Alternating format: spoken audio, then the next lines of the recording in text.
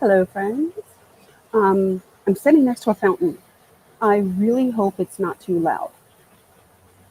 I'm hoping that because I'm using my little earbuds thing that y'all are hearing me and not the fountain over here. But yeah, so today I'm going to be continuing with Misty Fairchild and the Heart of Alignment, Book One in the Heart of the Wayshore series. Yesterday I read chapters 1 through 3, and I didn't realize how long chapters 1 through 3 actually were to read out loud. They were some long chapters, and my voice was very tired by the end. I found that I was stumbling on words and stuff. So today it's chapters 4 through 6, and even though it's still 3 chapters, these are really short chapters. So I think I'll be able to handle it a lot better. Um, but I'm having fun doing this and getting, you know, getting some content up or reading my book and letting people see what's going on there. Um, just a little bit of housekeeping at the beginning. We are moving, so we have our moving fund going on right now. So if you would like to donate to the moving fund, or if you would like to purchase signed copies of Misty Fairchild and the Heart of Alignment, and or copies of Adam Rowan and the Heart of the Mountain, I do have copies that I can sign and ship off. $17 for Misty, $20 for Adam, and what else? I'm also doing crochet. I am crocheting beanies. So if you would like a beanie, they're $25. And I also have my um, the sessions that I'm doing 15-minute, 30-minute, and full hour sessions. So those are booking up pretty quickly. So if you would like to do a reading with me, that is a thing that is available to you and something I hope you will enjoy. This is a live stream today, and I'm going to really try to do this every day. I don't know if I'll be able to do this tomorrow because my kid has a field trip.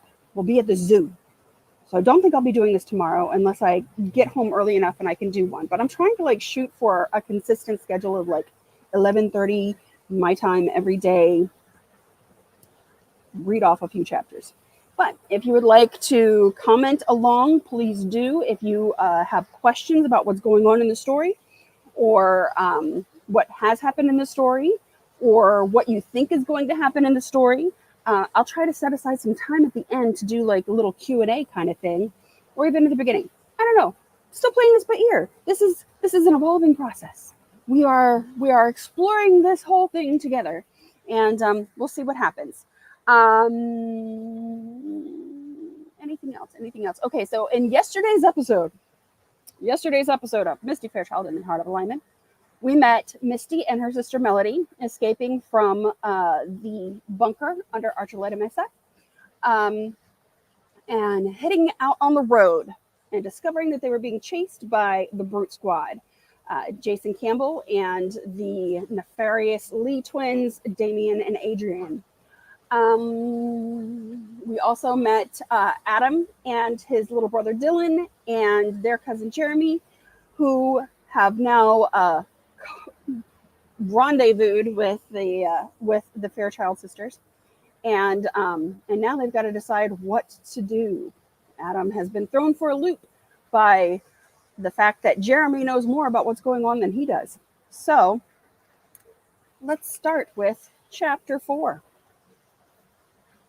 Adam hadn't realized how far out of the loop he was.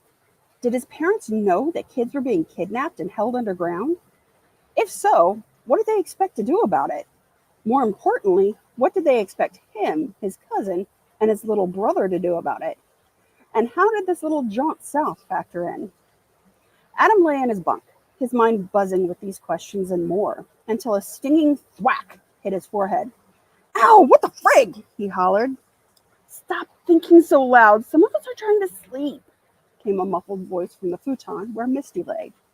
Damn psychics. Adam rubbed the sore spot on his head. He rolled over to face the wall of his bunk. One fitful sleep later, and everyone once more gathered around the table. Adam pulled out boxes of cereal and a carton of milk to avoid any more uncomfortable dining scenes. He feared what cinnamon toast might evoke out of Misty. Waffles were right out. Okay, Jer, you're calling the shots today, so lay it on us. What's the plan? He tried to keep the edge out of his voice, but he caught the glint in Jeremy's eye. We have to visit our client today. Melody, Misty, I think it's best if you go with us. If they can't help, then we can see if we can help find your family afterwards. But whether we find them or not, I strongly suggest you both come back home with us for your own safety and your family's should we find them. Dylan raised his hand. Quick question. Why would our client help them? Aren't we down here for an investigation? Adam laced his fingers together and turned to Jeremy with a saccharine smile. Yes, Jeremy, why ever would our clients be of any assistance to the girls? That's not within the scope of our appointed task down here. How could they even know they are with us? Is our job related somehow? He enunciated the last question with great deliberation and feigned innocence. Jeremy cut him a look and muttered a curse under his breath, to which Adam responded, Language. Okay, Dylan, to answer your question, no. We're not really doing an investigation. I was supposed to meet with the client while you and Adam were supposed to investigate. Jeremy used air quotes. And then my folks and your folks were going to explain everything when we got back, I think. Dylan looked genuinely shocked, as did the girls. Sorry to lay it on you like this. I don't really know how much I can say, so I was just going to let the client explain when we got there. Misty and Melody exchanged glances. Could these be the people we were supposed to meet and comfort? Misty asked. Maybe, said Melody. The old man said we would find what we seek in comfort. She turned to Jeremy. After all, we did find you. Jeremy's eyes dropped to his massive hands, a tiny smile playing at the corners of his mouth. Yes, I guess you could say we found each other. Adam rolled his eyes. Oh, good grief. Okay, so we're all on board then. Girls go to the client, we get more intel, and then go home. Jeremy cleared his throat.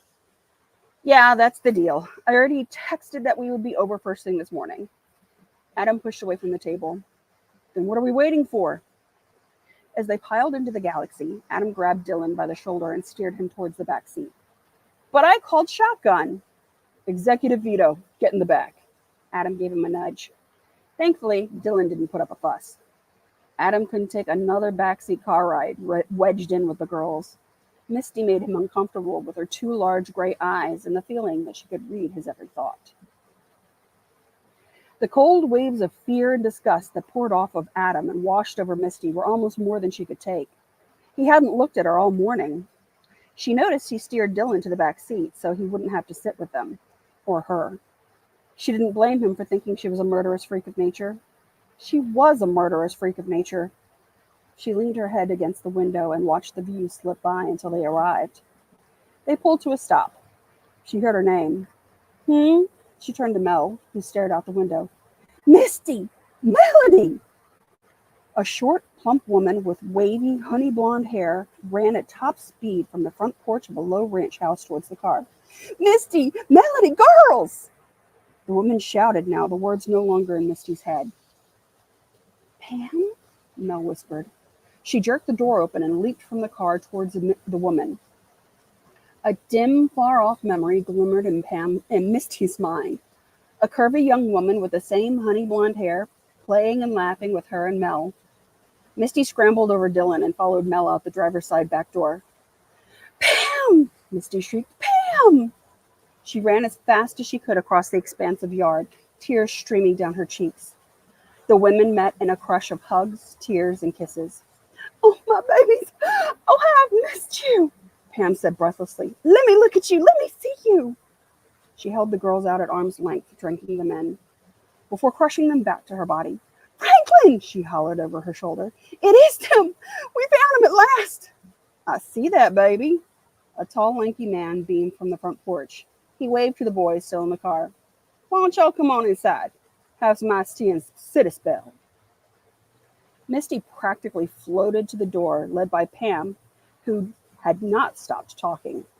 Misty couldn't look at Pam enough. Her beautiful shining face, her teary gray eyes, just like Misty's. How could she have forever forgotten Pam? She was different from how Misty remembered. Pam had to be in her 30s now. Worry and care settled around her mouth and eyes. Pam's words flowed like cool water over Misty, though she hardly heard a word. All of it sounded like love and safety. Inside, Pam introduced herself to the boys. I'm Pam Fairchild. This is my husband, Dr. Franklin Carter. Please, just call me Franklin. He shook hands all around and smiled an easy smile. The doctor thing sounds so stuffy. It's a PhD, not an MD. Y'all want some tea? Baby, you earned it. You should use it. Pam turned to the boys. He's too modest. But considering where he came from, I'd say his degrees are an amazing accomplishment. She turned adoring eyes back on Franklin. Franklin blushed, which only made him more attractive. He served around drinks to everyone, while Misty and Melody flanked Pam on the sofa. The three of them looked to Dylan like they might have to be surgically separated if they were to ever do anything alone again. Women like to go to the bathroom in groups, so maybe this could work for them going forward. Pam was pretty, like the girls, though much older. Her husband, Franklin, was a tall drink of water with that easygoing Texas twang. Dylan was just waiting for him to say, all right, all right, all right, like Matthew McConaughey. As he handed a glass of tea to Dylan, Dylan spied a tattoo on the inside of Franklin's wrist, a blue circle surrounded by a white center. Inside the white circle was the black outline of a six-sided star, like the Star of David. Hey, my folks have tattoos like that, Dylan said. Franklin looked at his wrist and shifted his sleeve down to cover it. Isn't that interesting, Dylan? He said with an easy smile. Pam jumped in. We've been searching for you girls for the last 5 years. When you and your folks dropped off the map, Mama said she wouldn't rest till she found Uncle Ian and the rest of you. Mel bolted upright. Where's Mom and Dad? Pam shook her head sadly. I surely don't know, honey. We've been looking high and low for all y'all. We only just got a beat on you two in the last year. Tears sprang to Pam's eyes. I'm afraid Mama paid the price for that information. Franklin reached over to squeeze her hand. Heart attack, they said. But that woman was as strong as an ox. There was nothing wrong with her heart. I know, baby, said Franklin. He turned to Jeremy and Adam. But that's where you fellas come in. The same folks as tipped Becky, that's Pam's mama, got us in contact with your folks. There's a bunch of people all over the world right now trying to make this thing right. Adam sat forward. Tell us more. Me and Dilly, he gestured to Dylan, are a bit out of the loop here.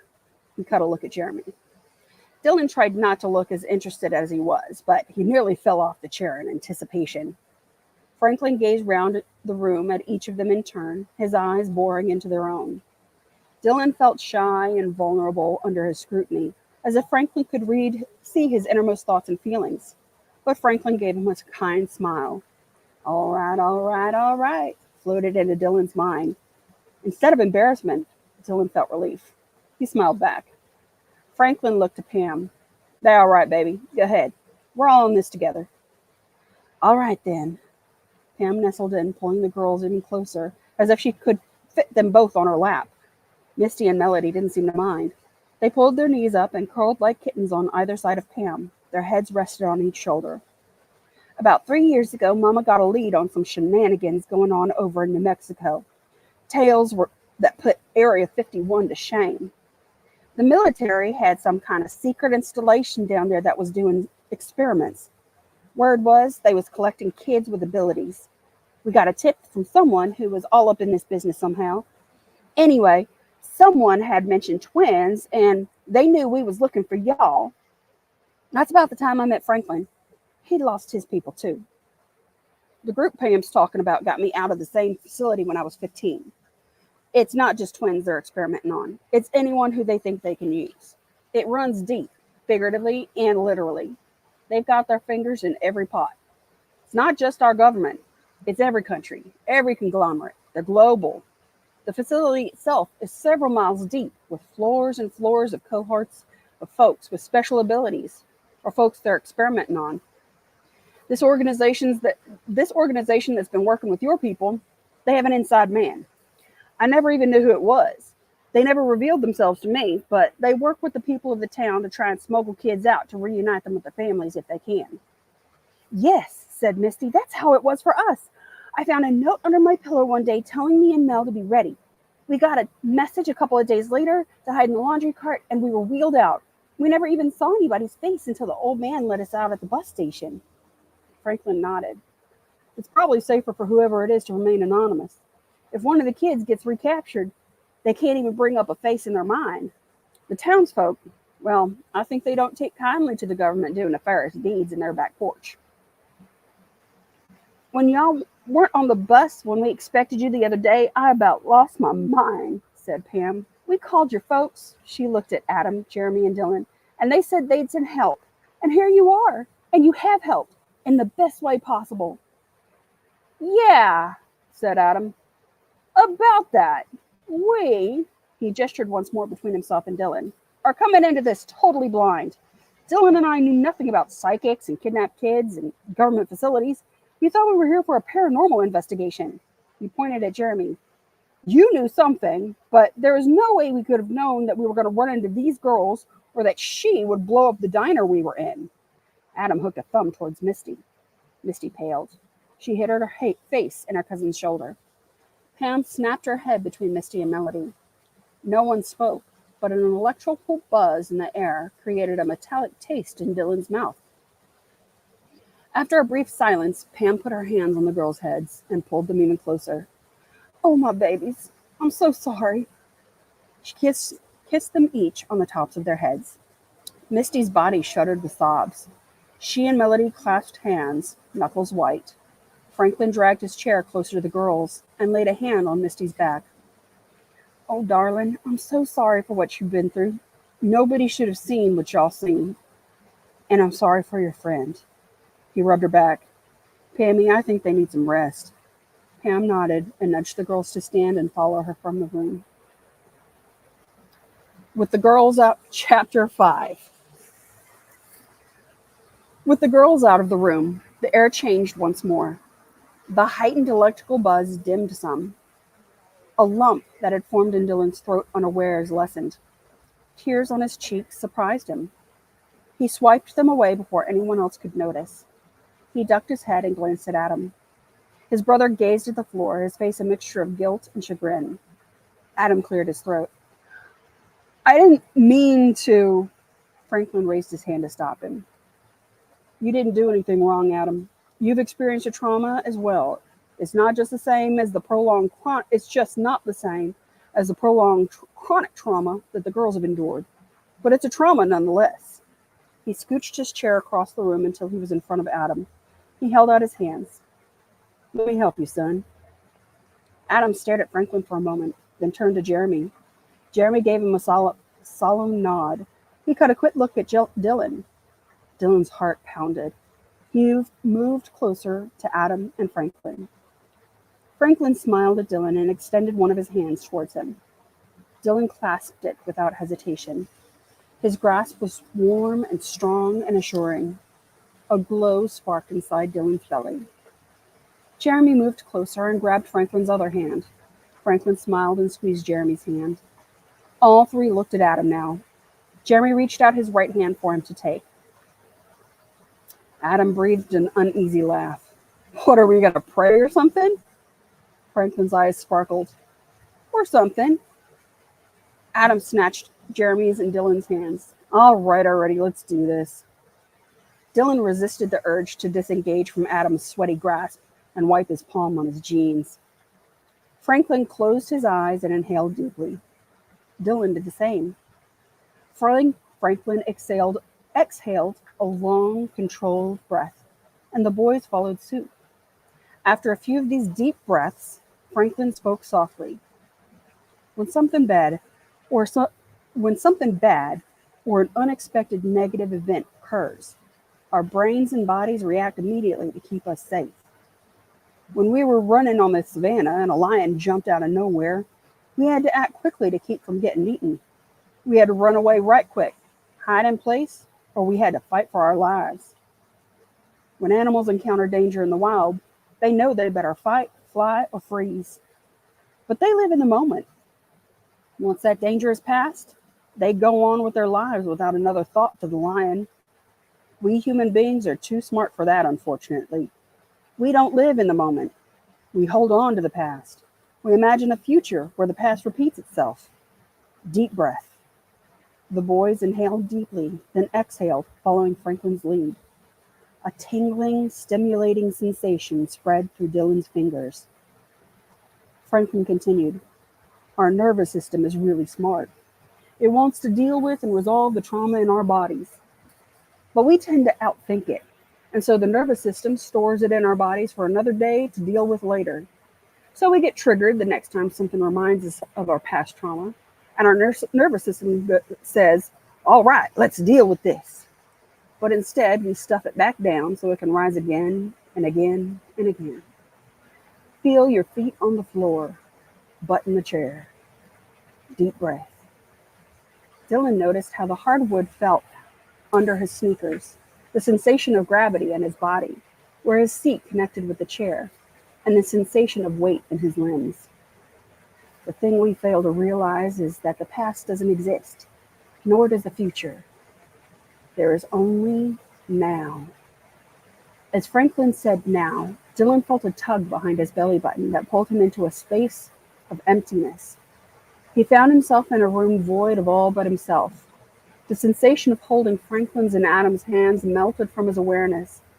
All that existed in the world was just him in this space. Fear and anxiety dissolved. Nothing could hurt him in this space. There is only now, and now is peace. A deep sigh escaped his mouth from the depths of his soul. Dylan opened his eyes. Jeremy and Adam blinked and rubbed their eyes. He couldn't tell how long they had been sitting there. It could have been a minute or an eternity. Franklin's lids were still closed. His hands rested on his thighs, a beatific smile on his face. He drew in one more deep breath and opened his eyes, looking at each of them in turn. Adam rubbed his eyes once more and stretched his arms and cracked his back. "What was that?" His face split in a huge yawn. Dylan followed suit, then Jeremy, until all three were yawning uncontrollably. "Ah, beautiful regulation," Franklin said with a clap. "That's it, boys. I told you your nervous system wants to regulate. Yawning is a sign that it's done its work. Good job." Dylan had never felt so relaxed in his life. His arms and legs felt like putty. He suspected he might need a nap. "I didn't know breathing could do that." Franklin laughed. "Well, it wasn't just the breathing. There's power in the now. Breathing is how we connect to our present moment." "Yeah," Adam said, stretching into another yawn. "But deep breaths won't stop a charging lion on the savannah." "Maybe not," Franklin chuckled. "But you will be amazed at what you can face when you are present."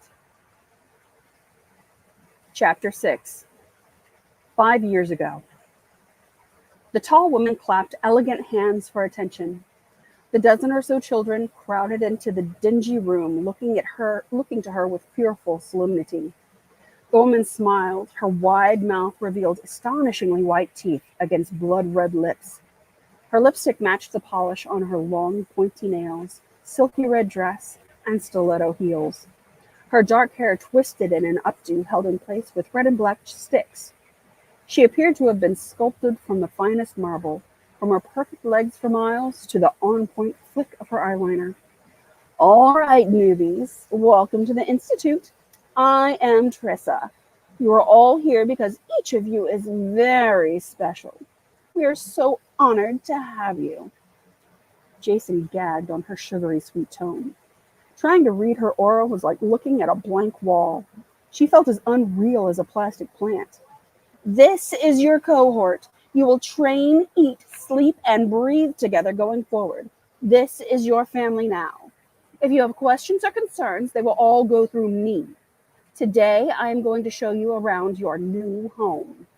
She smiled again, showing all of her astoundingly white teeth. "Follow me, everybody. Try to keep up." She made an abrupt about-face and marched into the sterile corridor with long, swift strides, not checking to see if they followed or not. Jason couldn't quell the shivery fear in his stomach, but Joey's near panic beside him made him realize he'd have to put on a brave face for his brother's sake. She's like the nega cruise director, Julie, am I right? He whispered to his friend. What? Joey's trembling grew as they walked down the bleak hallway. Jason grasped his brother's hand. You know, like on that old show Mom and Dad make us all watch all the time. Love Boat, remember? Joey continued to stare at the scary woman leading them with the other children, but he nodded his head. Yeah, cruise director Julie. She's nice. Yeah, Julie is nice, right?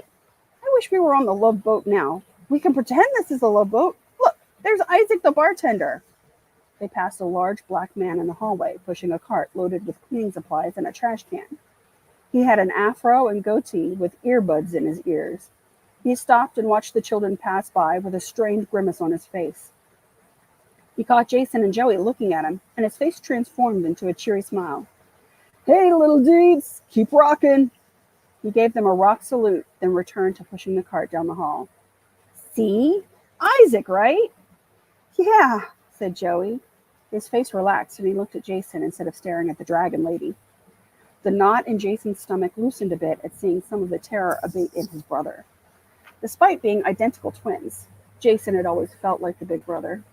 Joey was the quiet one, the gentle one, the one about whom Mom and Dad always said, take care of your brother, when they left for school every day. He squeezed Joey's hand, and Joey squeezed back, which made Jason feel even better. This isn't so bad, you know. We're together. And look! Jason lowered his voice even more. Those two girls are really pretty, right? Joey blushed to his auburn roots and smiled, but didn't answer. Should I talk to them? Jason grinned. Joey's blush deepened. No, don't, Jason. We have to, Joey. This is the Love Boat. We're supposed to mingle. Joey tugged on his hand. Oh, Jason. I'm going to talk to them. The pair of girls that walked ahead of them looked to be about their age, 12 or 13 years old. One had fiery red curls and the other jet black. They were very pretty, and now that he'd presented the idea of approaching them, a flutter of nerves tickled his belly. But it was a distraction from the terrifying current events, so he committed to the course. Jason wove through the crowd of children to sidle up beside the redhead, dragging Joey by the hand. He leaned close to her ear and whispered, Is this your first cruise? The girl jumped. Her sister grabbed her tight, and they both looked at him, startled. What? Jason smiled his most winsome smile, the one that gave him access to all the cookies in the neighborhood and showed off both his dimples. Joey and I have been on many trips on the Love Boat before, but this new cruise director doesn't live up to Julie for sure. Right, Joey? Joey nodded solemnly. The girls stared at them both with wide eyes. Hi, I'm Jason. He stuck out his hand, and the redhead took it. A buzzing tingle tickled his fingers. The girls looked at their hands and back to his face. A deep crimson blush crept from her neck to her hairline. His smile broadened. Misty, she pointed to herself. This is Melody. Misty, enchantée. He lifted her hand to his lips. Melly Mells, he said with an eyebrow waggle to the raven-haired sister. The girls giggled. By this time, they had fallen to the back of the cohort. Well, aren't you four just adorable? The children whirled around to find Trissa no longer leading at the front of the group, but directly behind them. She stood with her hands on her hips, gazing down on them from her towering height. She smiled, but her eyes were shrewd as she peered from face to face. Misty and Melody Fairchild, she turned to the boys. Jason and Joey Gamble. Please, do keep up. The four exchanged alarmed glances. What kind of cruise director would I be if I didn't have a detailed roster of all my guests? Heat flooded Jason's face. His stomach turned to ice. Trissa peered at the four of them for another beat. Her eyes narrowed as they flicked between Jason and Misty. With a sudden motion, she took Misty's chin between her thumb and forefinger and jerked Misty's face upward. She examined her eyes for what felt like an eternity. The girl's face was a mask of terror, but she didn't move or blink through the examination. Well, well, Trissa murmured. Bless your little heart. Trissa turned to Jason. She released Misty's chin and clamped her fingers on his shoulder. She stared into his eyes. Jason squirmed but could not look away. She smiled broadly, a hungry gleam in her eyes. Well, isn't this interesting? She caressed a red talon down Jason's cheek, leaving a burning streak in its wake. Trissa looked at the rest of the group and clapped her hands twice. All right, children, let me show you where you'll be sleeping. She strode through the double doors into a long room lined with low middle beds on either side. The Campbells and Fairchild stood rooted. Jason shuddered. Yeah, that wasn't creepy at all. He scrubbed his cheek to purge the memory of her touch. 3 years later. Misty Fairchild, stop your giggling. It is no wonder you cannot do your work. Never have I seen a child of so little focus. Misty did not stop giggling. In fact, she laughed harder. Jason prided himself on his impression, and he knew he nailed their instructor's squeaky voice and clipped accent. They sat across from each other in the lotus position on his bed. Focus, I tell you. How can I focus when you're doing that ridiculous voice? Ridiculous? Jason demanded, still deeply immersed in character. How can you call my voice ridiculous? Detention! 5 detentions! Misty met his eyes. Where I went, Professor, she purred. A sly smile curved his lips, but he wagged a finger at her. He said in his normal voice. Homework. They had the bunk room to themselves, while everyone else was at dinner. Jason had suggested they use this time to practice making chi balls, since Misty was falling behind in this area of their training.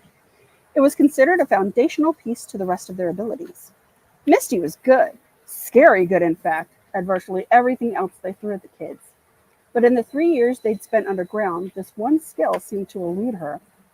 Misty heaved a sigh and flounced back on the bed. This is a waste of time, Jay. If I haven't gotten it by now, we might as well just move on. We've been going over the same thing for days now. I can do plenty of other things without chucking chi balls all over the place. Jason nudged her knee with his toe. No offense, miss, but this is basic stuff. The little kids are doing it. He gazed at the 3 golden balls of energy he juggled across the fingers of one hand. Misty rolled her eyes. Well, it's all well and good that that Goblin King over here has mastered such a basic skill, but what good is it really? They do nothing. Jason crushed the orbs in his hand with a crisp crack that left a spicy electric scent in the air. Nothing? He sprang across the bed at her. Nothing? Nothing, tra-la-la? He tickled her sides. She shrieked giggles and pushed him off. He sat back on the bed, his cheeks warm, and grinned at her. They don't do nothing, miss. They are energy, and energy is everything. Energy is whatever you make it to be. We are energy. Yeah. Our instructors keep saying that. Once you get that, you will unlock your block. I swear. Scout's honor. He held up his fingers in a Boy Scout salute. Misty shifted on her knees. You're a Boy Scout? Grainy memories of uniforms, patches, and camping with his dad and Joey surfaced. But it was too close to pain, so he stuck them down quickly. Webelos? He shrugged. It's all fuzzy. Misty looked down at the cotton blanket that covered the bed and traced a finger over its rough surface. Yeah, me too. They fell silent. After all the time they'd spent sequestered from the rest of the world, Jason no longer struggled to remember the before times. It was easier to forget and pretend none of it ever existed. All he knew was that this cold concrete and steel world, and pop culture references, he and Joey lived on their memories of movies and TV shows. Life consisted of drills and training day in and day out, from the time they woke almost until they fell asleep. There was little tolerance for anything less than perfection. Misty had already spent time in detention for not being up to scratch. Jason thought it was hilarious that the instructors called it detention, like you were just confined to a desk for 2 hours of boredom. No, detention meant the hole. A cold, empty room with absolutely no light for however long they felt you deserved it. Jason had spent plenty of time in the hole, mostly for his glib insubordination. He didn't regret any of his stays in Hotel Hell. Most of the time it had been a redirect, so his brother or Mel or Misty didn't have to go there. Jason cleared his throat and assumed an authoritative tone, but used his own voice this time. Now focus, Misty. He resumed the lotus position and placed the backs of his wrists on each knee, touching his fingers to his thumbs. Misty mirrored him. Close your eyes. Back straight. Feel your energy centers. He switched to telepathic communication. Do you feel the flow of energy? Yes. Hands ready. Misty raised her hands in front of her chest. Her palms faced each other about 2 inches apart. Feel the space between your hands. Feel the air get warmer from the heat of your hands. Do you feel the warm air? Yes. Good, Jason said. The space between your hands isn't just air, it's energy. Energy is flowing between your hands right now, whether you feel it or not. Okay, Misty said with a note of skepticism. Jason maintained his patient encouragement. The energy that allows us to speak with our thoughts is the same energy that flows through your body and into your hands. Our thoughts are energy. You feel them and recognize them. Misty nodded her understanding. Visualize the orb between your hands. You are drawing from your own energy centers to concentrate it into a mass, like packing a snowball or shaping a piece of clay. The center you draw most from will determine the color and function of your chi ball. A swirl of yellow light wisped between Misty's hands. Her face scrunched in concentration. The tip of her tongue stuck out between her pink lips. A shiver rippled through Jason's belly. He smiled to himself. A pop and a crackle startled them both. The yellow wisps disappeared in a blue flash. Misty's eyes flew open in surprise. Jason smiled broadly. Great job, miss. I felt something. I know. Did I make a cheapo? Jason furrowed his brow. No, not exactly. Not yet. But you did make a spark, and that's huge. Yay! Misty lunged across the space between them and planted a kiss on his mouth. Jason tumbled back in surprise. Misty's hand rested on his chest. A tingling sensation sparked where her fingers touched. They stared at each other for several moments, faces inches apart. Jason's heart raced. Why did you do that? Because I wanted to. Didn't you want to? Jason nodded. Want me to do it again? Misty whispered. A smile spread across Jason's face. He nodded again and pulled Misty in for another kiss. And that concludes chapter 6. And I don't know if folks have questions. You can always put them in the comments. If you enjoyed today, I would love to hear about it. Please like, share, comment, hit the notification bell, hit the subscribe button, all of those things.